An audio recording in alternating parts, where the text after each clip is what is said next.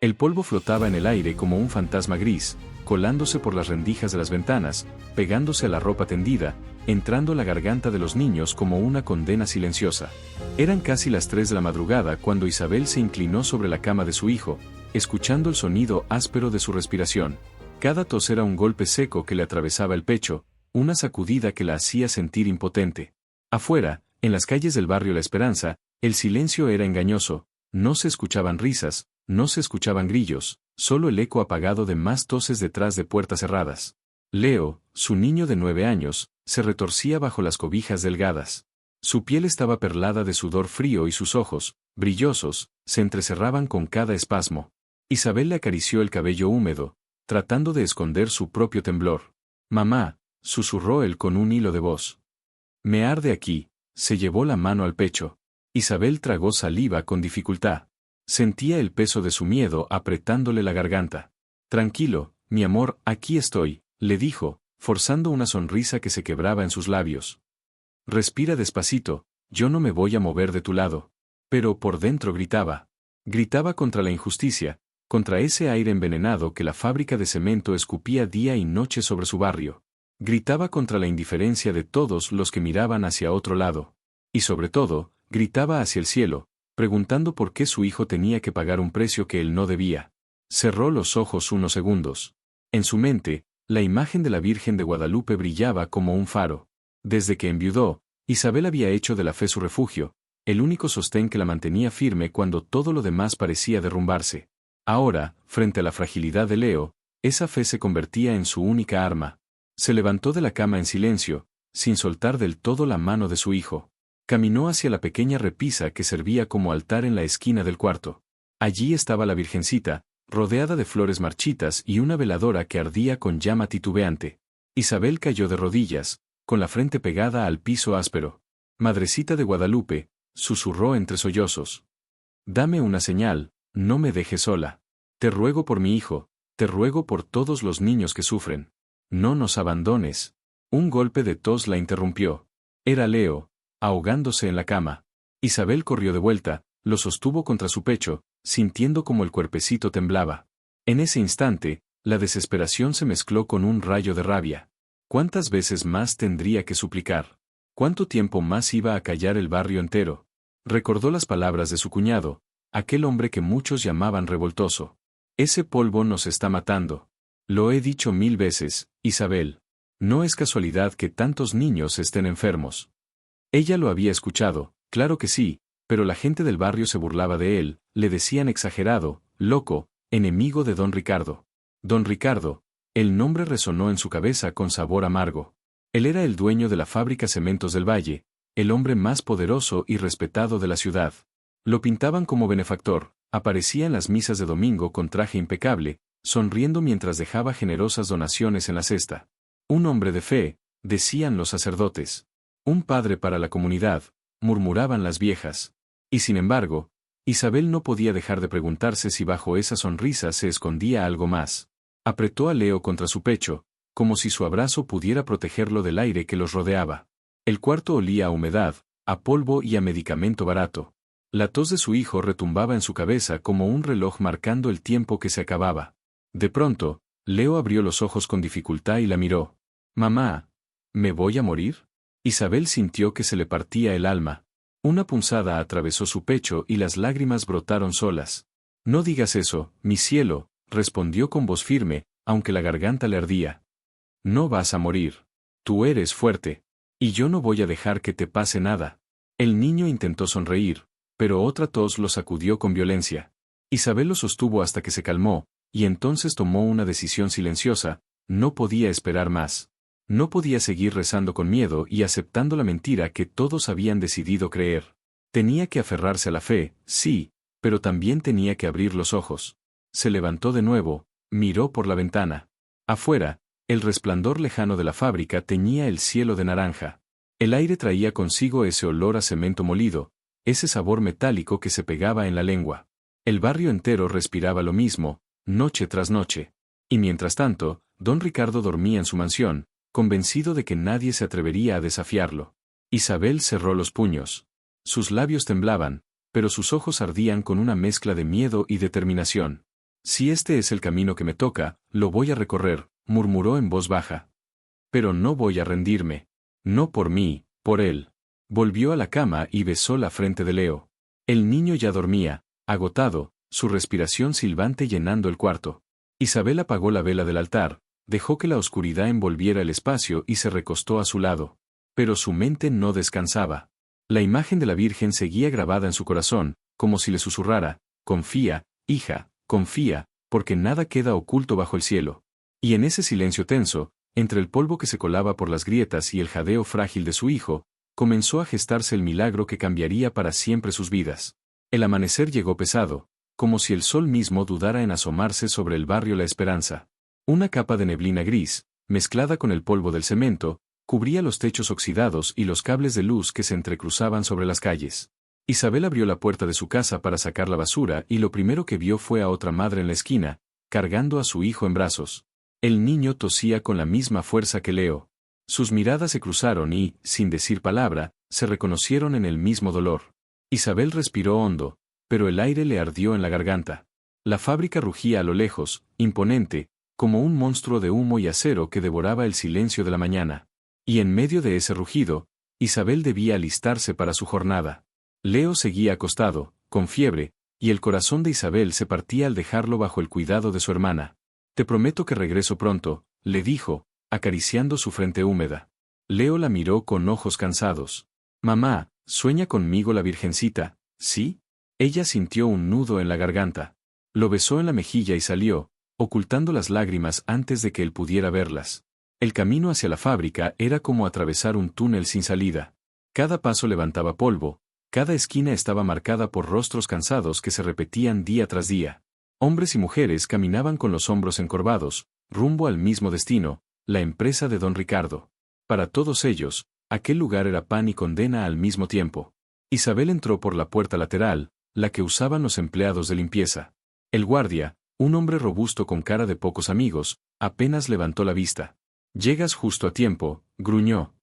«El despacho de don Ricardo tiene visita en la tarde, que quede impecable». Ella asintió en silencio. El despacho. El mismo que había visto solo desde la puerta, un lugar donde cada objeto brillaba como si perteneciera a otro mundo. Era irónico, Isabel pasaba sus días barriendo polvo, pero ese polvo nunca tocaba la oficina de don Ricardo. Allí no existía el aire gris que enfermaba al barrio, solo el perfume caro y la madera pulida. Subió las escaleras con el balde y los trapos en la mano. El pasillo estaba adornado con fotos enmarcadas, don Ricardo inaugurando escuelas, entregando becas, rodeado de niños sonrientes que parecían sanos y felices. Una fachada perfecta, pensó Isabel, como una máscara de oro que ocultaba un rostro podrido. Cuando abrió la puerta del despacho, el olor a cuero y café recién molido la envolvió. El espacio era enorme, con ventanales que dejaban entrar la luz de la mañana. En el centro, un escritorio imponente con documentos perfectamente ordenados. Isabel comenzó su rutina: quitar el polvo, pulir los muebles, barrer cada esquina. Pero cada movimiento estaba acompañado por un murmullo en su mente: ¿cómo puede un hombre que se dice generoso permitir que los niños sufran? Mientras frotaba el piso, escuchó voces en el pasillo. Reconoció la risa de don Ricardo, grave y segura. Su corazón se aceleró. Se apresuró a terminar antes de que él entrara. No quería cruzarse con ese hombre. La puerta se abrió de golpe. «Ah, Isabel», dijo don Ricardo con una sonrisa condescendiente, ajustándose el saco gris. «Qué bueno que ya estás aquí. Hoy recibiré a unas visitas importantes. Quiero este lugar impecable, ¿entendido?» «Sí, señor», respondió ella bajando la mirada. Él se acercó al ventanal y observó la ciudad desde lo alto, como si le perteneciera cada calle, cada vida. «¿Sabes, Isabel?», comentó con aire triunfante. «La gente cree que progreso significa sacrificios. Y tienen razón. Algunos se quejan, pero la mayoría agradece lo que tienen gracias a mí». Isabel apretó los dientes, conteniendo las palabras que querían salir de su boca. Se limitó a asentir. «Ahora, vete. Termina lo que tengas que hacer y déjame trabajar», ordenó don Ricardo con un gesto de la mano. Ella salió del despacho con las manos temblorosas, el corazón latiendo desbocado. Caminó hasta el baño y se lavó la cara varias veces, como intentando borrar la rabia y la impotencia. Se miró al espejo y apenas se reconoció: ojeras marcadas, labios resecos, mirada cansada. «No puedo seguir así», pensó. Si me quedo callada, Leo no tendrá futuro. Ninguno lo tendrá. De pronto, recordó una frase que su cuñado le había repetido tantas veces: la verdad siempre encuentra un hueco por donde salir, Isabel. Aunque intenten enterrarla, la verdad respira. Volvió a su rutina, pero esa frase retumbaba en su mente como campanas. Cada esquina que limpiaba, cada mueble que pulía, era como preparar el escenario de algo que todavía no entendía. Esa tarde, cuando el sol ya caía y el turno estaba por terminar, Isabel salió de la fábrica con el cuerpo exhausto pero con la mente en llamas. El aire estaba más denso que nunca, y el humo de las chimeneas pintaba el cielo de un rojo oscuro. Caminó despacio por las calles del barrio, observando a los niños jugar con balones desinflados mientras tosían entre risas forzadas.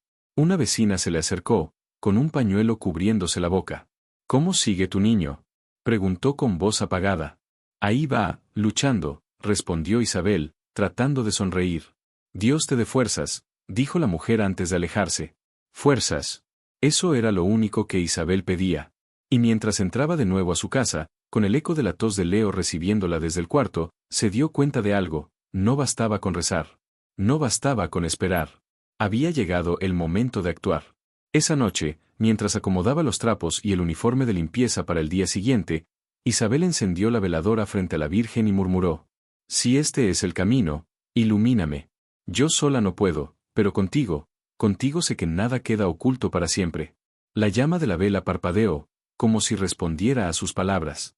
Y en ese instante, Isabel no lo sabía aún, pero la justicia del cielo estaba a punto de ponerla frente a un descubrimiento que cambiaría todo. La ciudad despertaba con un murmullo extraño, campanas lejanas de la iglesia, motores de camiones mezclados con el silbido áspero del viento que arrastraba polvo blanco por las calles. Para muchos, era solo otro día más bajo la sombra de la fábrica Cementos del Valle. Para Isabel, en cambio, cada amanecer se sentía como un juicio.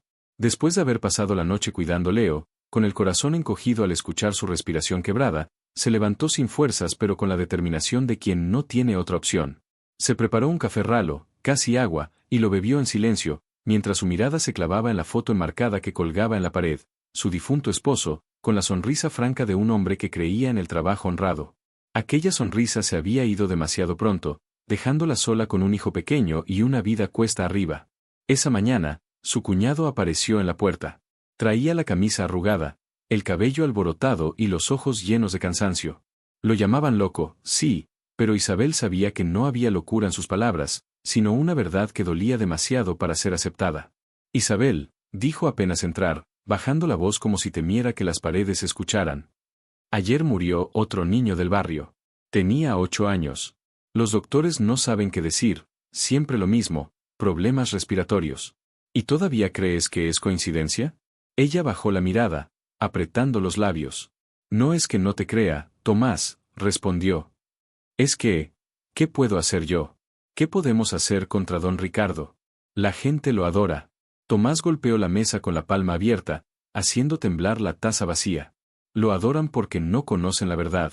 Porque los compra con despensas y promesas. Ese hombre está envenenando al barrio entero. Pero nadie quiere escuchar. Ni el alcalde, ni los jueces, ni siquiera el padre de la parroquia. Todos le deben algo. Isabel lo miró con el alma en pedazos. Sabía que él tenía razón, pero también sabía el precio de enfrentarse a un gigante. Si hablo, pierdo mi trabajo. Y entonces, ¿de qué comemos? ¿Con qué compro las medicinas de Leo? El silencio que se extendió entre ambos era más pesado que el polvo en el aire.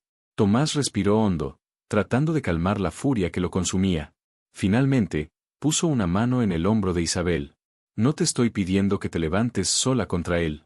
Solo que no cierres los ojos. Porque cuando llegue el momento, vas a tener que decidir. Esas palabras quedaron grabadas en su mente mientras caminaba rumbo a la fábrica. La ciudad entera parecía adornada con la imagen de don Ricardo, carteles en las calles mostrando su rostro sonriente junto a niños con uniformes escolares, anuncios en la radio alabando sus donaciones generosas. Era como si la gente viviera bajo un hechizo colectivo, incapaz de ver lo que había frente a sus ojos, el polvo gris que enfermaba a todos. Al llegar, Isabel vio desde lejos a don Ricardo rodeado de periodistas locales. Estaba inaugurando un programa de becas para estudiantes. Con micrófono en mano, hablaba con tono solemne. El futuro de nuestra ciudad depende de la educación. Y mientras Dios me dé vida, Yo estaré aquí para apoyar a nuestras familias. La multitud aplaudió con entusiasmo. Algunos gritaron su nombre, otros lloraban de emoción. Isabel observaba desde un rincón, con el uniforme de limpieza en la mano y un nudo en la garganta. La misma gente que sufría por las noches ahora lo vitoreaba como a un salvador. Una mujer mayor, parada junto a Isabel, murmuró con voz quebrada: «Que Dios bendiga a don Ricardo. Sin él, estaríamos perdidos». Isabel quiso gritarle que abriera los ojos, que mirara las tumbas nuevas en el panteón, que escuchara las toses en las casas. Pero no dijo nada. Guardó silencio, tragándose la impotencia como un veneno amargo. Esa tarde, cuando entró al despacho para limpiar, sintió un escalofrío recorrerle la espalda. Allí, entre los lujos y los retratos de familia, estaba el hombre que todos veneraban. La madera brillaba, los sillones parecían recién comprados, el aroma a incienso caro flotaba en el aire. Todo era perfecto, demasiado perfecto. Mientras pasaba el trapo por el escritorio, no pudo evitar imaginarlo firmando papeles con la misma tranquilidad con la que regalaba becas. ¿Qué secretos se escondían bajo esas montañas de documentos? ¿Qué verdades permanecían enterradas detrás de esa fachada impecable? Isabel escuchó pasos en el pasillo y se apresuró a terminar. No quería volver a verlo, no quería enfrentar la mirada del hombre que, en el fondo, intuía culpable. Salió del despacho con el corazón acelerado y bajó las escaleras como quien huye de un lugar maldito. Al llegar al área común, se topó con un grupo de obreros. Estaban sentados, descansando después de una larga jornada, y hablaban entre ellos en voz baja. «Mi hijo lleva semanas con tos», decía uno, frotándose la frente. «La doctora dice que son alergias». «El mío también», respondió otro. «Pero, ¿qué le vamos a hacer? Si dejamos este trabajo, nos morimos de hambre». Al notar la presencia de Isabel, se callaron. Las miradas se cruzaron en un silencio incómodo, como si todos compartieran la misma verdad prohibida. Isabel siguió caminando, pero esas voces quedaron grabadas en su memoria. Al salir de la fábrica, la tarde estaba teñida de naranja, y el humo de las chimeneas parecía más espeso que nunca. Los niños jugaban en la calle, pero sus risas estaban entrecortadas por accesos de tos. Una pelota rodó hasta los pies de Isabel. La recogió y se la devolvió a un pequeño de unos 7 años. «Gracias, señora», dijo el niño con voz ronca. Ese sonido, esa voz gastada en un cuerpo tan pequeño, fue como una puñalada en el corazón. De regreso en casa, Leo dormía inquieto, su pecho subiendo y bajando con dificultad. Isabel se sentó junto a él, acariciándole el cabello. En el silencio de la habitación, recordó las palabras de Tomás: «Cuando llegue el momento, vas a tener que decidir». La vela frente a la Virgen parpadeó de nuevo. Isabel cerró los ojos y respiró hondo. Algo, en lo más profundo de su ser, le decía que ese momento se acercaba, y que cuando llegara, nada volvería a ser igual. La noche cayó sobre la esperanza con un peso insoportable. El cielo, cubierto por un velo de polvo, apenas dejaba ver unas cuantas estrellas débiles. Isabel se sentó en la orilla de la cama, escuchando el silbido de la respiración de Leo, ese sonido agudo que parecía una campanada fúnebre en cada inhalación. El niño dormía agitado, su pequeño pecho subiendo y bajando como si cargara el mundo entero encima. Isabel cerró los ojos y apoyó la frente contra sus manos. Sentía que la desesperación se transformaba en un nudo en su garganta. Recordaba los rostros de las madres del barrio, todas con la misma mirada apagada, todas con el mismo miedo de aceptar lo que ya sabían. Nadie quería señalar con el dedo al culpable, porque todos dependían de él. Don Ricardo no solo era el dueño de la fábrica, era también el dueño del silencio de la ciudad. Un golpe seco en la ventana la sacó de sus pensamientos. Era el viento, fuerte y caprichoso, que hacía vibrar los vidrios con violencia. El polvo se colaba por cada rendija, cubriendo el piso, impregnando el aire. Isabel se levantó, cerró bien la ventana y se quedó un momento mirando hacia afuera. A lo lejos, las chimeneas de la fábrica escupían nubes grises que se mezclaban con la noche. «Malditas», murmuró en voz baja, con una rabia que rara vez se permitía expresar. De pronto, Leo tosió con tanta fuerza que Isabel corrió de nuevo a su lado. Lo sostuvo en brazos, tratando de calmarlo. El niño abrió los ojos, vidriosos por la fiebre, y la miró con una mezcla de miedo y cansancio. «Mamá, ¿por qué todos en la escuela también tosen?», preguntó con voz apenas audible. Isabel tragó saliva. No sabía qué decirle. No podía confesarle que el aire mismo estaba envenenado, que la fábrica que daba de comer a todos también les robaba la vida.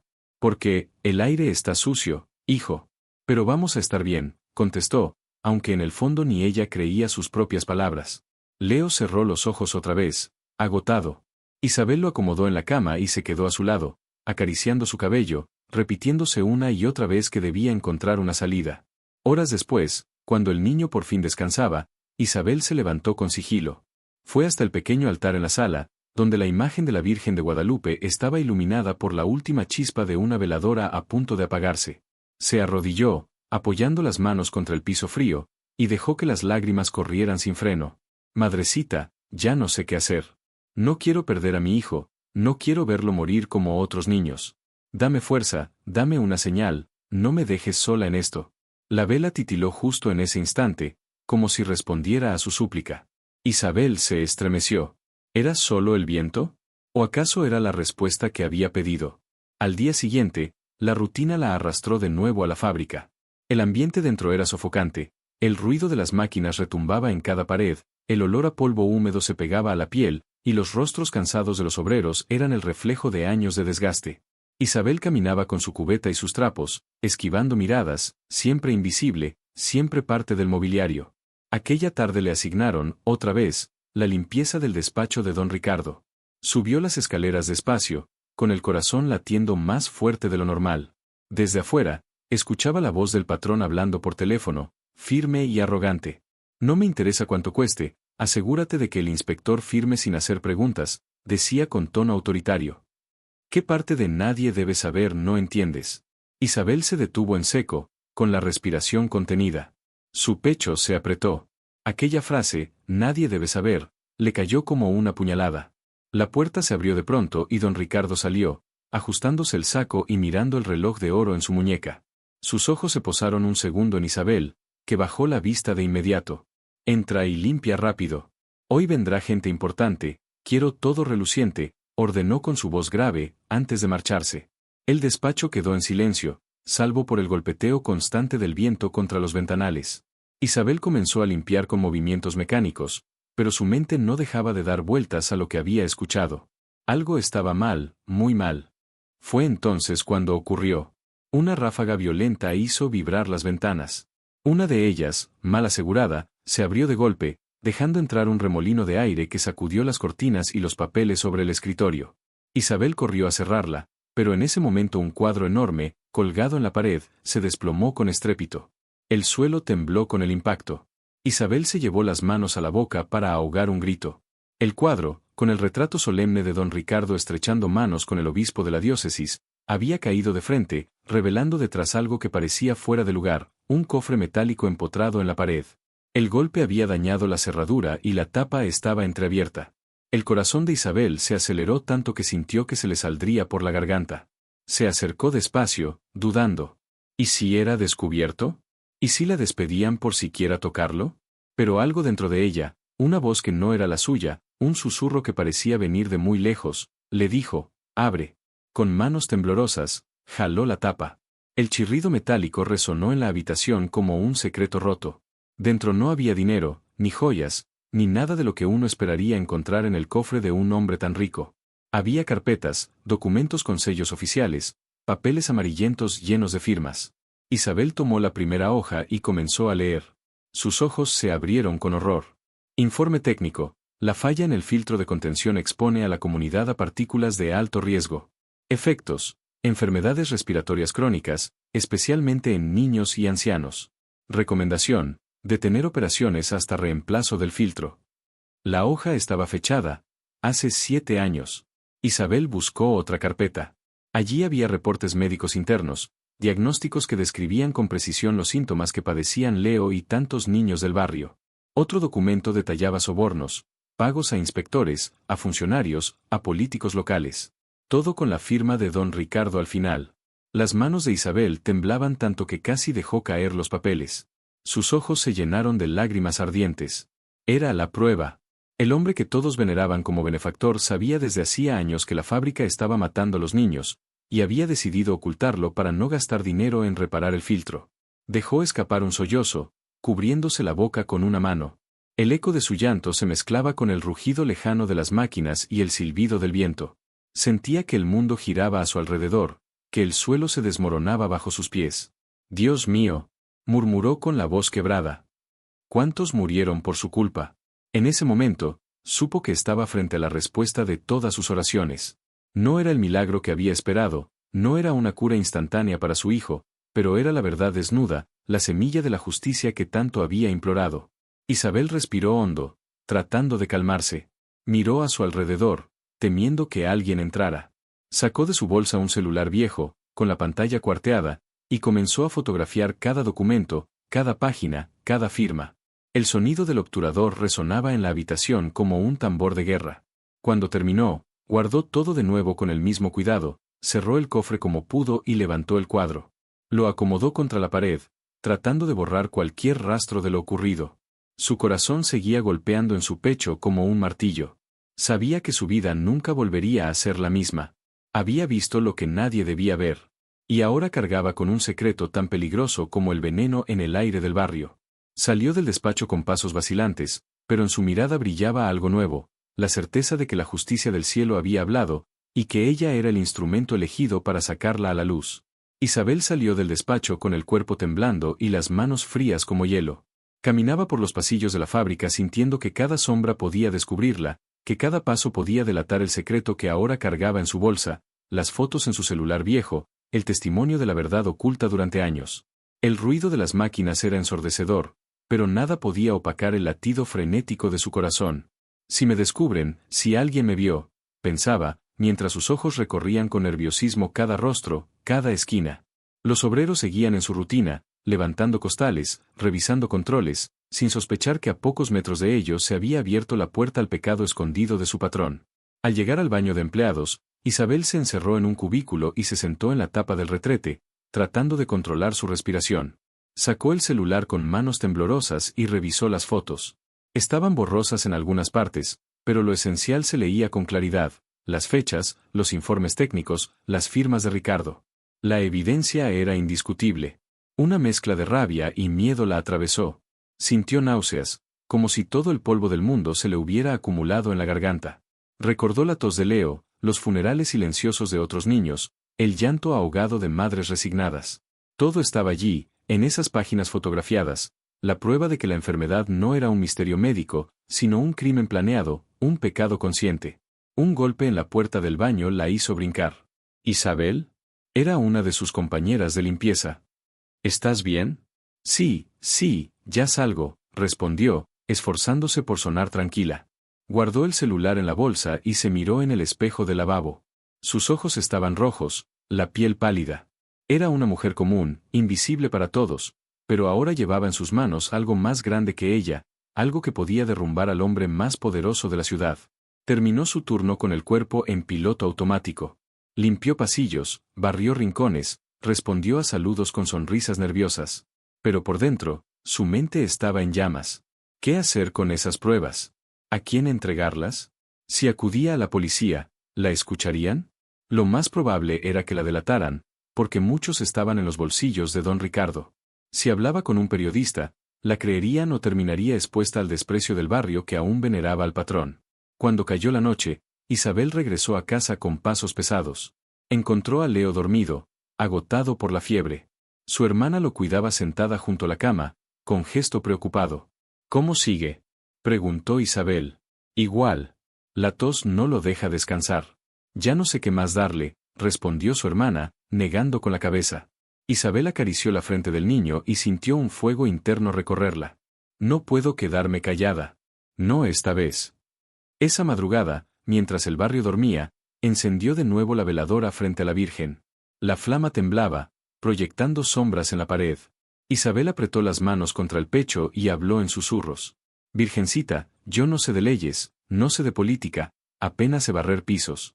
Pero encontré lo que nadie debía ver. Dame valor. Dime qué hacer. No quiero que mi hijo muera, no quiero que más niños sufran. El silencio respondió, pero Isabel sintió algo distinto, una calma extraña, como si su plegaria hubiera sido escuchada. Al día siguiente, el barrio parecía más gris que nunca. Los niños iban a la escuela arrastrando los pies, las madres miraban al suelo al cruzarse entre ellas, y el aire estaba cargado de una pesadez insoportable. Isabel caminó hacia la iglesia, con el celular escondido en su bolsa como si fuera dinamita. La misa de la mañana estaba llena. Don Ricardo ocupaba su lugar de siempre, en la primera fila, con su traje impecable y su sonrisa hipócrita. Isabel lo miró de reojo y sintió un escalofrío. Él también reza. Él también se arrodilla. Pero sus manos están manchadas de polvo y de sangre. Cuando llegó el momento de la colecta, el sacristán pasó con la cesta. Isabel metió la mano en su bolsa y sacó un sobre blanco. Dentro había copias de las fotos que había impreso en una papelería lejana, donde nadie la conocía. En el sobre escribió con letra temblorosa, para la justicia de Dios y de los hombres. Con el corazón desbocado, lo dejó caer en la cesta junto a las monedas de otros feligreses. Luego juntó las manos y bajó la cabeza, fingiendo rezar, mientras por dentro rogaba que aquel acto no la destruyera. El resto de la misa pasó en un torbellino. Apenas escuchó las lecturas, apenas pudo concentrarse en el sermón. Todo lo que sentía era el peso de ese sobre avanzando hacia el altar, acercándose a las manos del sacerdote. Cuando terminó la ceremonia y todos comenzaron a salir, Isabel se quedó un momento más, mirando de lejos. Vio al joven padre recoger las ofrendas, contar los billetes, y luego fruncir el ceño al encontrar el sobre extraño. Lo abrió con cuidado, sacó las copias y comenzó a leer. Su rostro cambió de inmediato, primero sorpresa, luego horror, finalmente lágrimas contenidas. Isabel se llevó la mano a la boca para no sollozar. No podía dejar que nadie notara su reacción. Salió de la iglesia apresurada, pero en su corazón ardía una llama que no había sentido en años, la certeza de que no estaba sola. Aquel sobre, aquel gesto casi anónimo, era el inicio de algo que podía cambiarlo todo. No sabía cómo, ni cuándo, ni qué precio tendría que pagar. Pero lo sabía, la justicia del cielo acababa de entrar en la tierra. Esa noche, mientras abrazaba a Leo en la penumbra de su cuarto, sintió que su oración había encontrado eco. Tal vez todavía había un largo camino por recorrer, tal vez vendrían más noches de miedo. Pero ahora la verdad estaba en movimiento, como una avalancha imparable. Isabel cerró los ojos y murmuró al oído de su hijo, aunque él ya dormía. Resiste, mi amor, resiste un poquito más. La Virgen no nos ha abandonado. Y en lo profundo de su corazón, supo que estaba empezando la batalla más grande de su vida. El padre Julián se quedó solo en la sacristía después de la misa. La cesta de ofrendas estaba abierta sobre la mesa, llena de billetes arrugados, monedas sueltas y pequeñas notas con peticiones escritas por los feligreses. Pero lo que lo mantenía inmóvil, con el rostro descompuesto, eran esas hojas que había encontrado dentro del sobre anónimo. Las había leído una y otra vez, con el corazón en la garganta. El lenguaje técnico de los informes era claro: fallas en los filtros, presencia de partículas tóxicas, riesgos comprobados para la salud. Los laudos médicos internos eran aún más devastadores: bronquitis crónicas, fibrosis pulmonar, síntomas repetidos en decenas de niños del barrio. Y, al final, las firmas. Firmas de inspectores comprados, de funcionarios sobornados, y la rúbrica inconfundible de don Ricardo, el mismo hombre que apenas unos minutos antes había depositado su donación con gesto solemne frente al altar.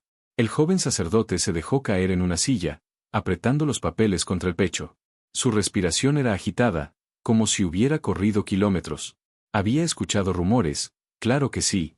Había visto las toses de los niños, había confesado a madres desesperadas que suplicaban por un milagro. Pero nunca había imaginado tener en sus manos la prueba, la confirmación de que todo lo que sufrían no era un castigo de Dios, sino una decisión fría y calculada de un hombre que se hacía llamar benefactor. Dios mío, ¿qué quieres que haga con esto?, susurró, levantando los ojos hacia el crucifijo que colgaba en la pared. La vela más cercana titiló, proyectando sombras que parecían moverse con vida propia. Julián sintió un escalofrío, pero también una certeza: no podía guardar silencio. No podía seguir aceptando donaciones manchadas de polvo y sangre, no podía ser cómplice con su silencio. Esa noche no durmió. Caminó de un lado a otro en su habitación, repasando cada palabra de los documentos. El rostro de don Ricardo se le aparecía en la mente, siempre sonriente, siempre generoso de cara al público, pero ahora revelado como un lobo disfrazado de pastor. Al amanecer, tomó una decisión.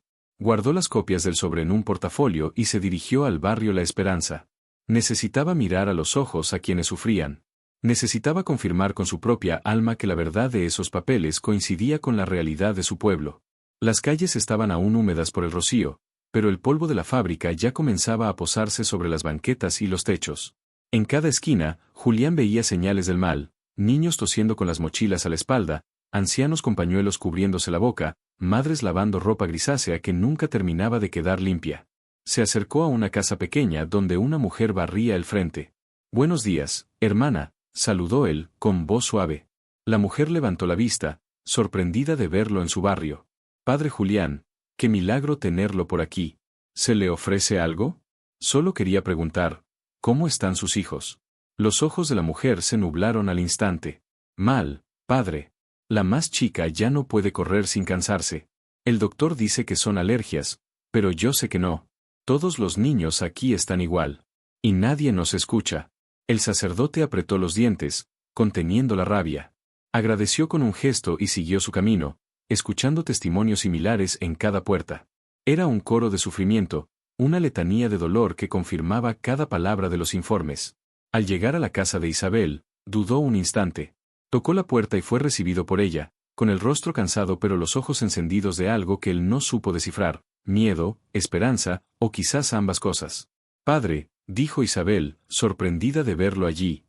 «¿Quiere pasar?» Leo estaba en la cama, con fiebre, la tos sacudiendo su cuerpo menudo. Julián se acercó, acarició la frente del niño y luego miró a Isabel. «Necesito hablar contigo». Ella lo condujo a la cocina, donde el aroma a café recalentado apenas cubría el olor penetrante a polvo. «Isabel», comenzó el sacerdote con voz baja. «Ayer, durante la misa, encontré un sobre en la ofrenda. Dentro había documentos, pruebas contra don Ricardo». Los ojos de Isabel se abrieron como platos, pero no dijo nada. «No te voy a preguntar si fuiste tú», continuó él. «Solo quiero que sepas que ya no estoy ciego, que lo que sufrimos no viene del cielo, viene de un hombre que ha decidido jugar a ser Dios con nuestras vidas». Isabel sintió un escalofrío. La voz del sacerdote era firme, diferente. Ya no era el joven inseguro que repetía sermones, ahora parecía un hombre dispuesto a cargar una cruz peligrosa.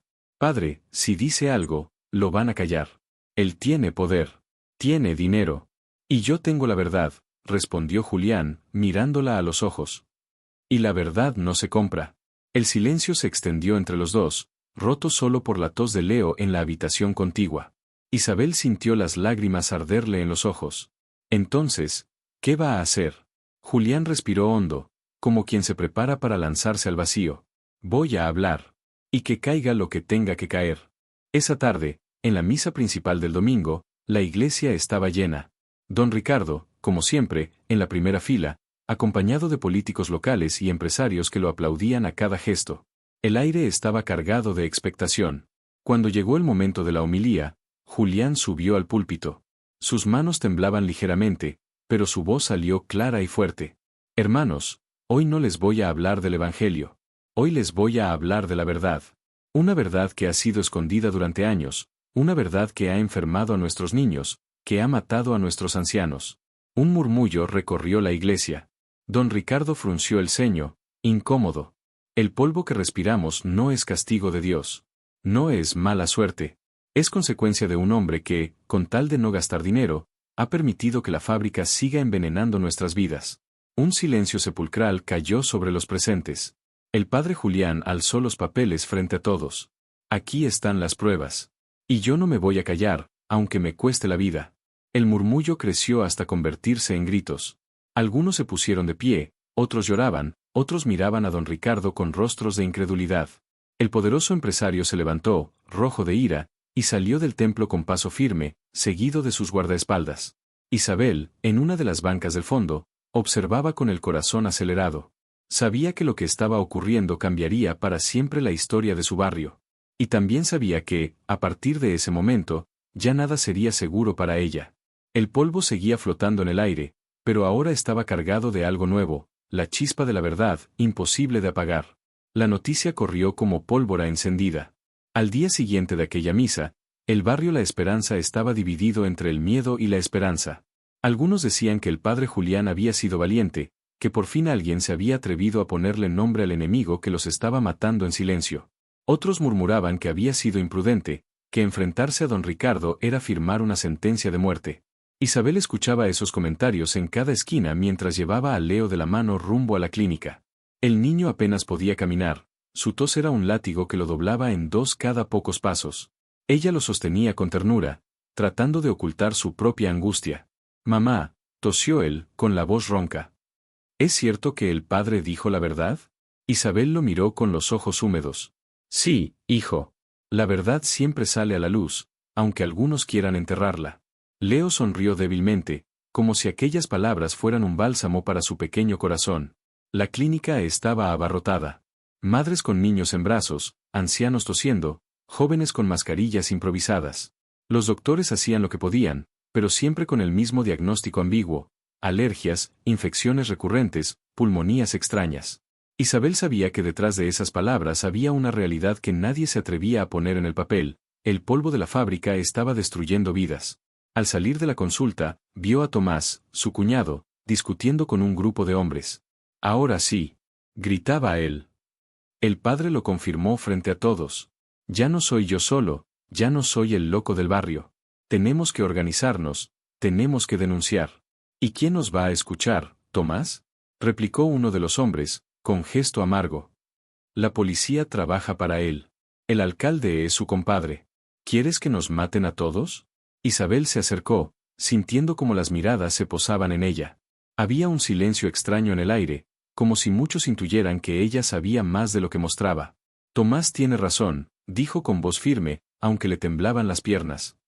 No podemos seguir callados. Cada tos de nuestros hijos es un grito de auxilio. El grupo la miró con sorpresa. Isabel nunca había sido de las que levantaban la voz. Pero aquella tarde, frente al dolor de Leo y la valentía del padre Julián, algo dentro de ella había cambiado. Las miradas se cruzaron, algunos asintieron, otros bajaron la cabeza. La semilla estaba sembrada, aunque todavía faltaba el valor para que todos dieran el paso. Esa misma noche, el barrio se estremeció con un rumor: hombres armados habían sido vistos cerca de la iglesia. Nadie lo decía en voz alta, pero todos sabían que eran enviados de don Ricardo. Querían intimidar al sacerdote, hacerlo retractarse, devolverlo al silencio. Isabel no pudo dormir. Se quedó sentada junto a la cama de Leo, rezando con el rosario en la mano. Cada cuenta que pasaba entre sus dedos era una súplica: protégelo, madre.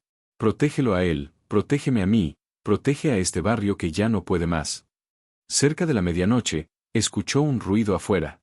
Se asomó por la ventana y vio luces moviéndose en dirección a la parroquia. Su corazón dio un vuelco. Tomó un chal y salió de inmediato, ignorando el frío y la tos que le arañaba la garganta. Al llegar, vio a un grupo de vecinos reunidos frente a la iglesia, entre ellos Tomás. Los hombres armados no estaban a la vista, pero el ambiente era denso, cargado de tensión. No podemos dejarlo solo, decía Tomás con rabia contenida. Si se atreven a tocar al padre, habrán declarado la guerra. Isabel apretó los puños, sintiendo la fuerza de sus propias palabras antes de pronunciarlas. No van a callar la verdad. No esta vez. En ese momento, el padre Julián salió de la iglesia, con el rostro sereno pero los ojos cansados. Se paró frente a todos y levantó la voz. Hermanos, no tengan miedo. Si quieren venir por mí, que vengan. Pero recuerden que la verdad no muere, aunque maten al mensajero. Sus palabras resonaron en la plaza, encendiendo algo en los corazones de los presentes. Un murmullo de aprobación recorrió al grupo, transformándose en un clamor: justicia, justicia. Desde la distancia, unas siluetas se movieron entre las sombras. Eran hombres robustos, con miradas duras y pasos pesados. Pero al ver la multitud reunida, retrocedieron. La valentía del barrio los había desarmado sin necesidad de violencia. Isabel sintió un escalofrío recorrerle la espalda. Era la primera vez en mucho tiempo que veía al barrio unido, no bajo el miedo, sino bajo la esperanza. Esa madrugada, de regreso a casa, tomó a Leo en brazos y lo abrazó fuerte. El niño abrió los ojos apenas y susurró: «Mamá, ¿ya se fue el polvo?». Isabel lo besó en la frente, con lágrimas corriendo por sus mejillas. «Todavía no, hijo, pero pronto. Te lo prometo, pronto». Mientras la primera luz del día asomaba en el horizonte, Isabel comprendió que la batalla apenas comenzaba. Tenía las pruebas en su celular, tenía al padre dispuesto a hablar, tenía al barrio despertando de su letargo. Y aunque don Ricardo todavía reinaba como un gigante, cada vez más gente se atrevía a mirarlo de frente. El polvo seguía cayendo sobre las calles, pero ahora estaba impregnado de algo nuevo: la fe y el coraje de quienes ya no aceptarían vivir de rodillas. El amanecer llegó cargado de un silencio extraño en la esperanza. No era el silencio de la calma, sino el de la tensión que precede a la tormenta. Las calles parecían vacías, como si la gente prefiriera esconderse tras las puertas de sus casas. Pero detrás de cada ventana había miradas inquietas, ojos que habían escuchado los rumores de la noche anterior. Don Ricardo estaba furioso. Se decía que había jurado vengarse del padre Julián por exponerlo en plena misa. Otros aseguraban que había ordenado que nadie hablara más del tema, que todo quedara reducido a un sermón exagerado de un cura joven. Sin embargo, la verdad ya había germinado, y el barrio lo sabía. Isabel se levantó temprano, con los ojos hinchados por no haber dormido. Leo seguía en cama, con la respiración pesada. Al verlo, sintió como la rabia volvía a encenderse dentro de ella. Aquel niño inocente estaba pagando el precio de la avaricia de un solo hombre. Y ya no era solo él. Cada tos que escuchaba desde las casas vecinas era un recordatorio de que toda la comunidad estaba enferma. Esa mañana, al entrar a la iglesia, notó que había más gente de lo habitual. Algunos rezaban de rodillas, otros murmuraban entre ellos, y todos miraban de reojo hacia la sacristía, esperando al sacerdote. Isabel tomó asiento en la penumbra, con su rosario entre las manos, cuando de pronto lo vio aparecer. El padre Julián caminaba hacia el altar, cargando un portafolio en sus manos. Su voz rompió el silencio, clara y decidida. Hermanos, anoche me preguntaron si tenía miedo. La respuesta es sí. Pero tengo más miedo de quedarme callado que de perder la vida. Un murmullo recorrió la iglesia. Isabel apretó más fuerte el rosario. El padre abrió el portafolio y levantó unas hojas. Aquí están las pruebas. No son rumores, no son inventos. Son documentos firmados por quienes sabían que el polvo de la fábrica está envenenando a nuestro barrio. Y yo no voy a esconderlos. La tensión en el templo era insoportable. Algunas mujeres lloraban en silencio, los hombres se miraban entre sí sin saber qué hacer. Entonces, de la puerta del fondo, entraron 3 hombres robustos con trajes oscuros. No llevaban armas a la vista, pero la amenaza estaba escrita en sus miradas. Isabel sintió un escalofrío. Reconocía a esos hombres. Eran los guardaespaldas de don Ricardo. Caminaron con paso firme hasta la primera fila, se sentaron y cruzaron los brazos, como buitres esperando. El padre Julián titubeó un instante, pero enseguida alzó la voz aún más fuerte. Si alguien cree que puede intimidarme, se equivoca. No estoy solo. Aquí estamos todos. Y mientras ustedes, madres y padres, sigan viendo a sus hijos sufrir, la verdad no puede callarse. Un aplauso aislado rompió el silencio. Luego otro. Y otro. En segundos, la iglesia entera se convirtió en un estruendo de palmas y voces. ¡Justicia! ¡Justicia! Isabel se unió al clamor con lágrimas corriendo por sus mejillas. Los guardaespaldas se pusieron de pie, desconcertados. Se miraron entre sí, pero el número de personas era abrumador. No podían hacer nada allí dentro. Con rostros tensos, salieron del templo bajo una lluvia de miradas desafiantes. Esa tarde, la noticia se regó como pólvora. Los documentos que el padre mostró comenzaron a circular en copias.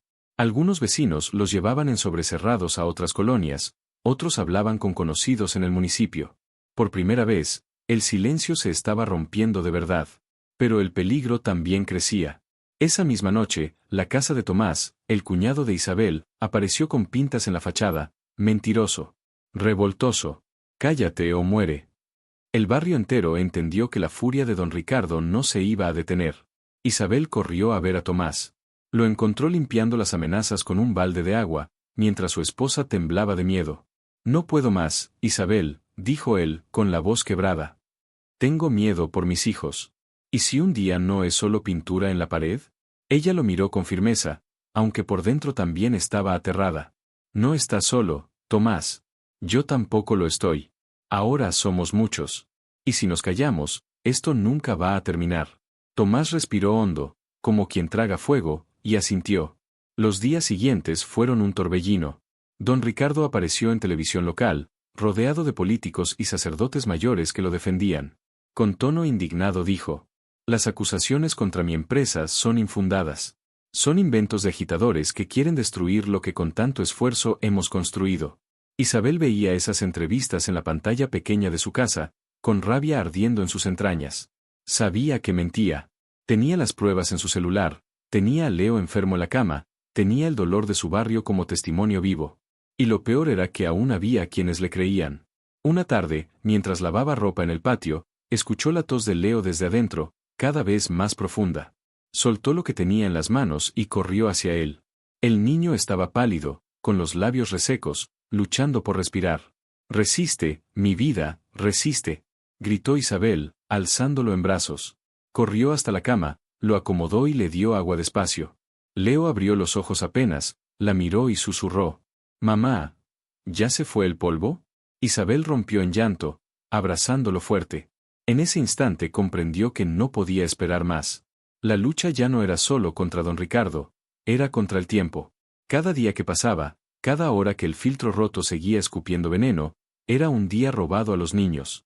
Esa noche, frente a la Virgen, tomó una decisión que la llenó de miedo y esperanza al mismo tiempo. No iba a quedarse solo en el papel de madre sufrida. Sería la voz que nadie más se atrevía a levantar.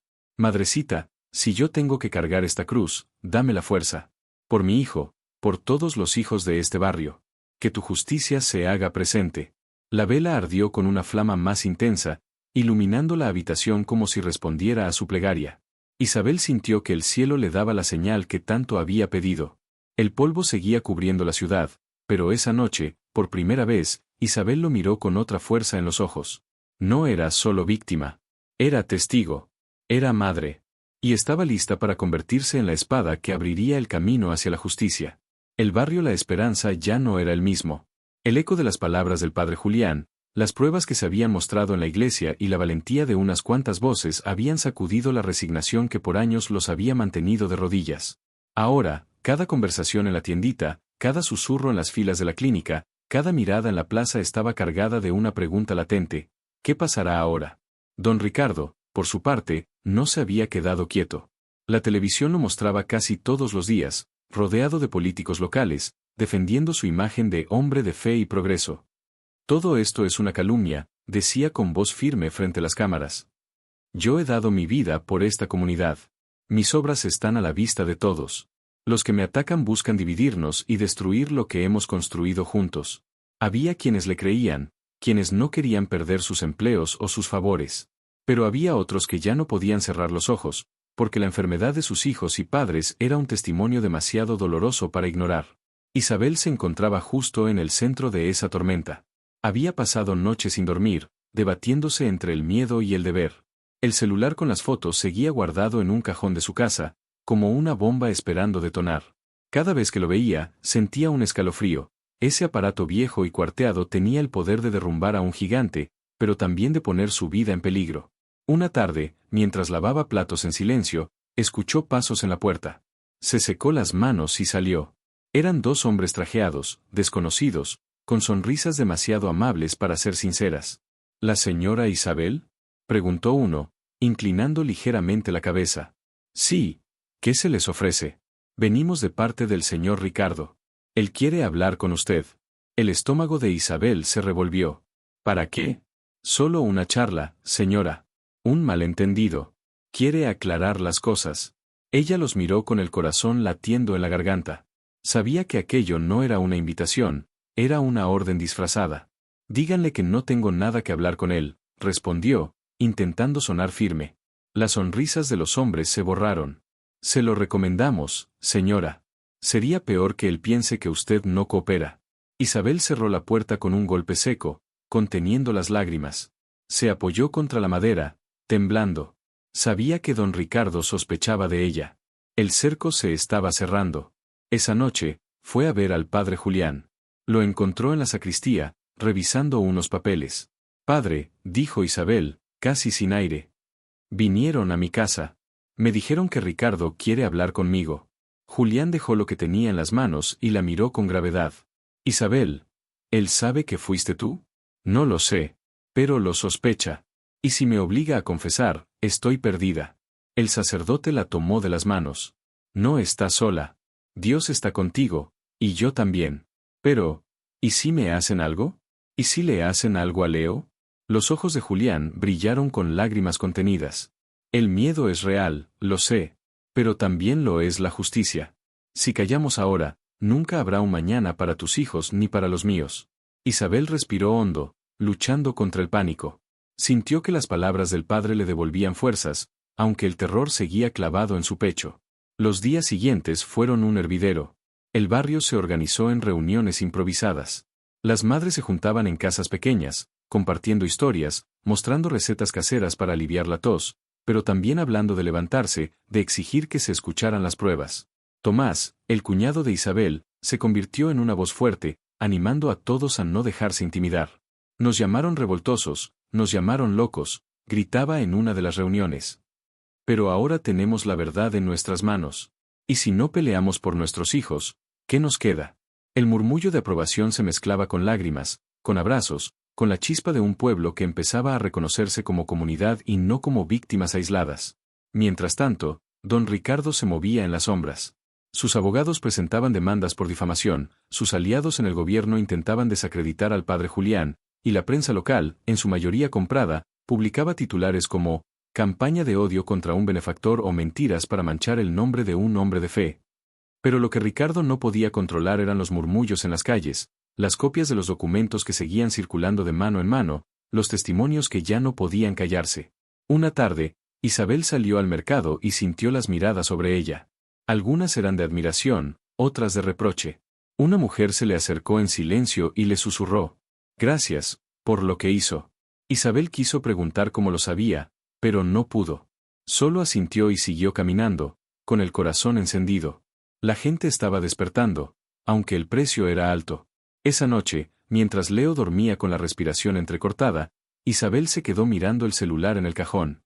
Lo sacó, encendió la pantalla y repasó cada foto. Cada documento era como un puñal contra la mentira.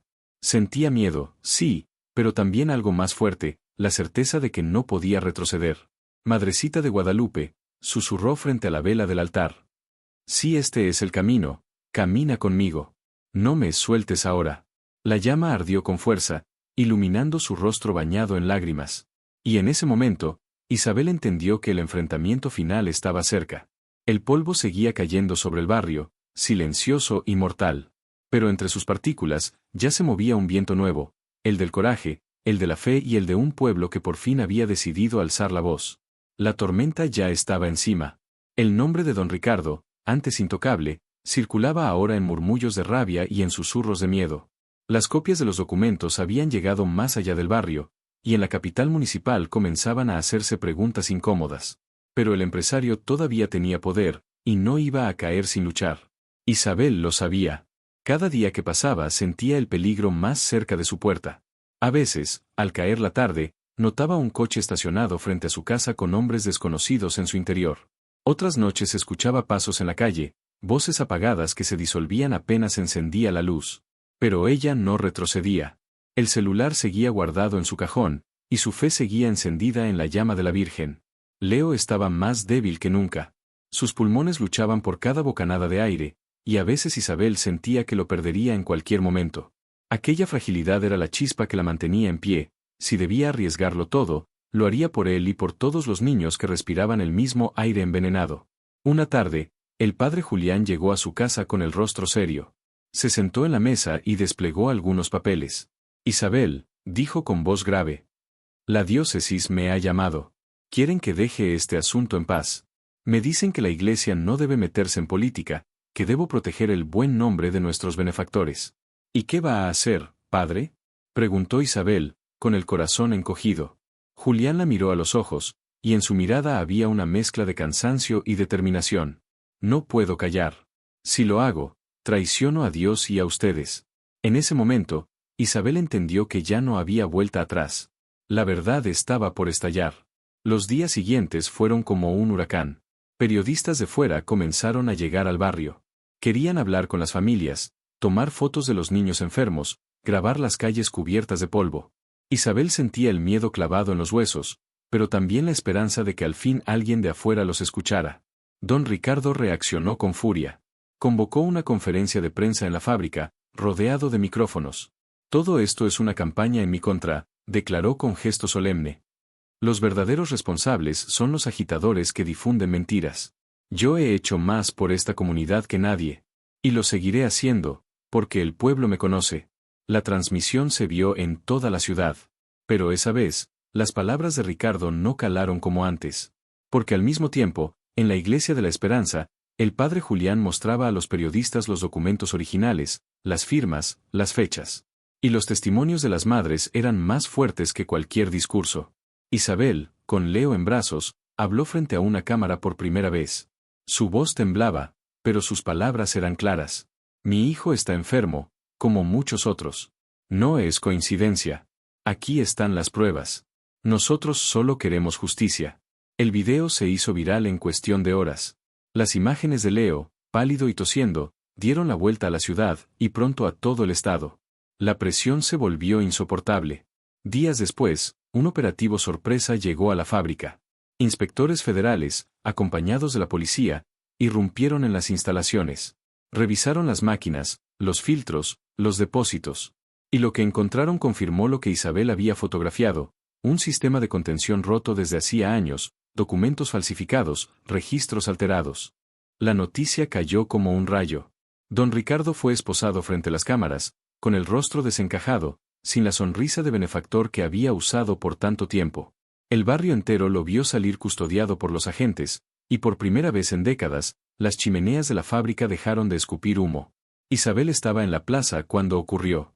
Tenía a Leo tomado de la mano, demasiado débil para saltar o correr, pero con los ojos abiertos de par en par.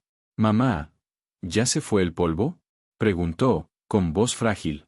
Isabel lo miró con lágrimas resbalando por su rostro. Se arrodilló frente a él, lo abrazó con toda su alma y respondió: «Sí, hijo, el polvo ya se fue». El barrio estalló en aplausos, gritos, lágrimas. La gente se abrazaba, algunos caían de rodillas en agradecimiento, otros levantaban las manos al cielo. El padre Julián lloraba frente al altar, repitiendo una y otra vez: «La verdad nos hizo libres». Esa noche, Isabel volvió a encender la veladora frente a la Virgen. Se arrodilló y murmuró: «Gracias, madre. No sé qué pasará mañana, no sé si Leo sanará del todo, pero hoy nos diste justicia. Y sé que nunca abandonas a tus hijos». El aire estaba más limpio, el silencio del barrio ya no era miedo, sino esperanza. La verdadera caridad no eran las limosnas de un hombre poderoso, sino la justicia que protegía a los inocentes. Isabel, una madre viuda y cansada, había demostrado que la fe podía derribar gigantes. Y ahora, querido amigo que escuchas esta historia, yo te pregunto, ¿qué es para ti la verdadera justicia? ¿El dinero que compra silencios, o la verdad que protege a los más débiles? Si esta historia tocó tu corazón, te invito a dejar tu comentario aquí abajo. Suscríbete a Senderos de Luz, comparte este relato con alguien que necesite esperanza, y recuerda siempre, ningún poder humano puede ocultar la verdad de los ojos de Dios.